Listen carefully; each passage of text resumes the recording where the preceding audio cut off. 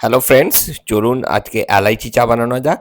তার জন্য আমরা একটা পাত্রে মানে সসপ্যানটা গরম করে নিলাম। গরম হয়ে গেলে দুধ অ্যাড করলাম 200 মিলিলিটার।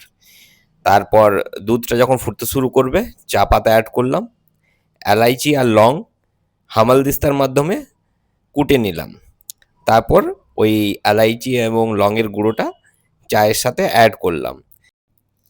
প্রায় 7 থেকে 10 মিনিট এরকমভাবে আমাদের নাড়তে থাকতে হবে। চিনি অ্যাড করে নিলাম। চিনি অ্যাড করে এটাও কন্টিনিউ করতে হবে আবার 10 মিনিট। দেন নামানোর সময় হয়ে গিয়েছে। নামানোর ঠিক আগে কিছু চা অ্যাড করলাম। দেন আমরা ভালোভাবে ঘেঁটে নিলাম। এখন আমরা ছেঁকে নেবো ছাঁকনির মাধ্যমে। হ্যালো ফ্রেন্ডস, তো আমার চা রেডি। চা খেতে বাকি আছে। আমরা বাঙালিরা চাটাকে খাই, পান করি না, যদিও আমাদের ব্যাকরণে পান করা শব্দটা রয়েছে। तो चलिए चाय पी लेते हैं या फिर खा लेते हैं। दारुण, बहुत ही सुंदर चाय का ये इलायची चाय है।